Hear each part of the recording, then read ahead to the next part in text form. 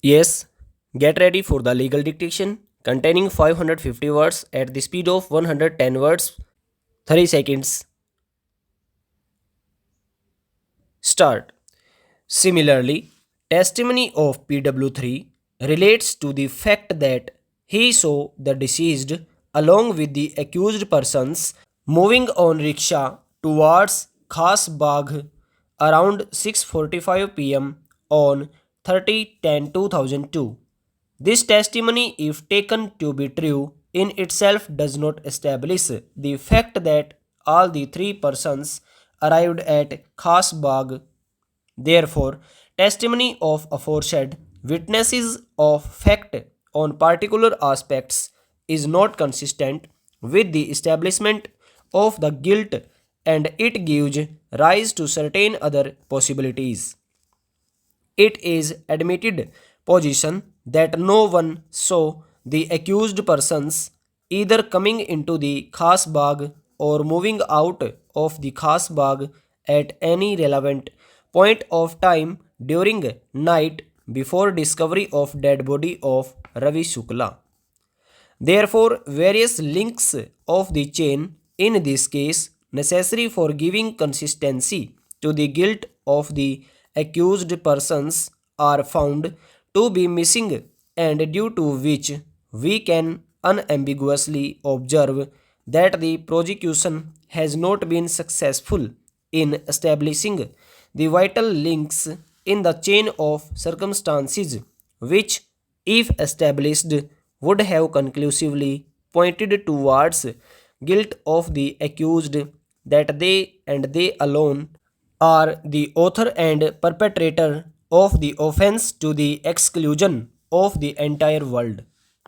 It is cardinal principle of criminal jurisprudence that in cases based on circumstantial evidence, each and every hypothesis of innocence of the accused should be removed, and chain of circumstances should be consistently intertwined so as to point out guilt of the accused conclusively, that it was the accused and accused alone who committed the crime to the exclusion of others. In this case, analysis made herein above goes to evince legal truth that the prosecution has failed miserably to establish vital links of the chain of circumstances, and the chain of circumstances is not complete.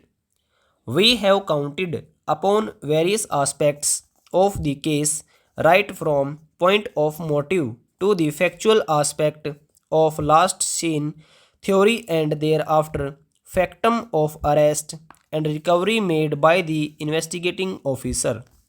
It appears that the informant came to know about the dead body of his son the next morning on 31/10/2002, and thereafter he lodged the report, but the manner in which the investigating officer allegedly arrested the two accused persons and effected recovery is highly doubtful, and the same cannot be believed to have been truly made under facts and circumstances of this case.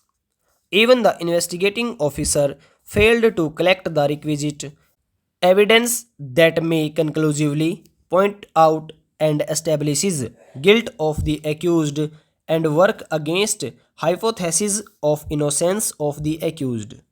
We may sum up that testimony, facts, and circumstances open possibility of commission of murder of Ravi Shukla by other persons as well, and every hypothesis of guilt to the exclusion of others against the accused has not been established in the chain of circumstances.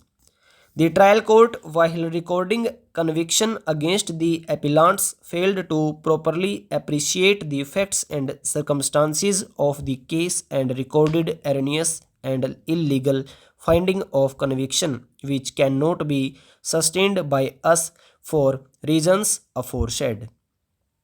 Consequently, the contention raised by the learned counsel for the appellants holds the ground, firmly as it has got force. The appeal is allowed and judgment and order of the trial court dated 5/3/2005 passed by Additional Sessions Judge Court Number 2 Rampur. Stop over.